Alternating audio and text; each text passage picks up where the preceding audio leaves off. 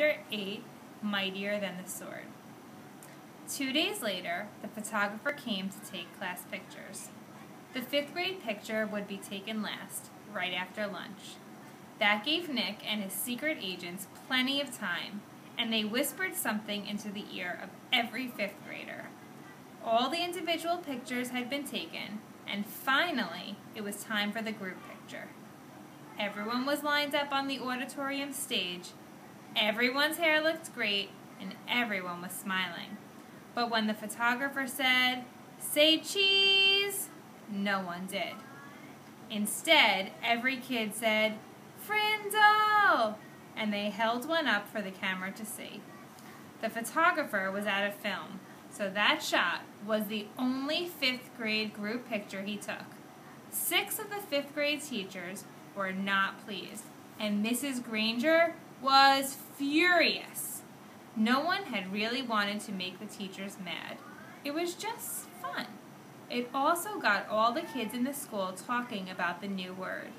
And when people pick up a new word, they say it all the time. The kids at Lincoln Elementary School liked Nick's new word a lot. But not Mrs. Granger. The day after the class picture, she made an announcement to each of her classes, and she posted a notice on the main bulletin board by the office. Anyone who is heard using the word frindle instead of the word pen will stay after school and write this sentence 100 times. "I am writing this punishment with a pen, Mrs. Granger." But that just made everyone want to use Nick's new word even more.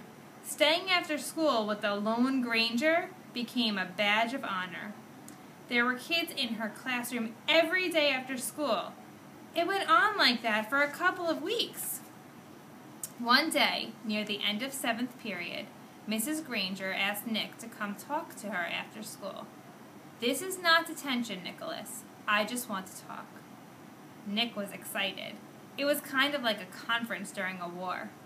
One side waves a white flag, and the generals come out and talk. General Nicholas Allen. Nick liked the sound of it. He stuck his head in Mrs. Granger's doorway after school. "You wanted to talk with me?" "Yes, Nicholas. Please come in and sit down." When he was settled, she looked at him and said, "Don't you think this frindle business has gone far enough? It's just a disruption to the school, don't you think?" Nick swallowed hard, but he said, "I don't think there's anything wrong with it. It's just fun, and it really is a real word. It's not a bad word, just different. And besides, it's how words really change, isn't it?" "That's what you said." Mrs. Granger sighed. "It is how a word could be made up brand new, I suppose. But the word pen? Should it really be replaced by that other word? The word pen has a long, rich history. It comes from the Latin word for feather, pinna. It started to become our word pen because quills made from feathers were some of the first writing tools ever made. It's a word that comes from somewhere. It makes sense, Nicholas." "But frindle makes just as much sense to me," said Nick. "And after all, didn't somebody just make up the word pinna too?" That got a spark from Mrs. Granger's eyes, but all she said was, "Then you are not going to stop this?" And Nick looked right in her eyes and said, "Well, a bunch of my friends and I took an oath about using the word, and we have to keep our promise. And besides, I don't think there's anything wrong with it. I like my word." Nick tried to look brave, like a good general should. "Very well, then. I thought it would end up this way." Mrs. Granger pulled a fat white envelope from her desk drawer and held it up. "This is a letter I have written to you, Nicholas." Nick held out his hand, thinking she was going to give it to him. But she didn't. "I am not going to send it to you until all this is over. I want you to sign your name and put today's date across the back of the envelope.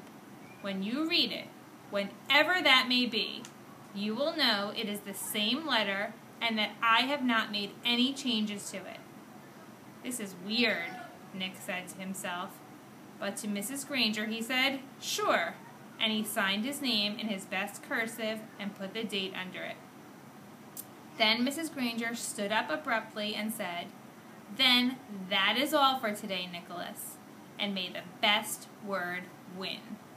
There was a frown on her face, but her eyes were different, almost happy, and Nick was halfway down the hall before it hit him.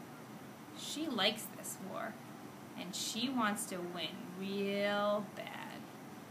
Walking to school the next day, Pete had a great idea.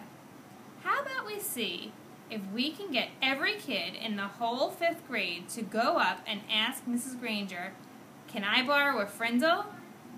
"You mean, Mrs. Granger, may I borrow a frindle?" said Dave. "Got to use good grammar. Don't want to upset Dangerous Grangerous." "Sounds good to me," said Nick. "She can't keep everyone after school, can she?" Almost 80 kids stayed after school with Mrs. Granger that day. They filled her room and spilled out into the hallway. The principal had to stay late to help, and they had to arrange 2 special late buses to get all the kids home. And the next day, all the 5th graders did it again, and so did a lot of other students. Over 200 kids. Parents called to complain. The school bus drivers threatened to go on strike. And then the school board and the superintendent got involved. And about this time, the principal of Lincoln Elementary School paid a little visit to the home of Mr. and Mrs. Allen. She wanted to talk to them about their son, the one in 5th grade, the one named Nick.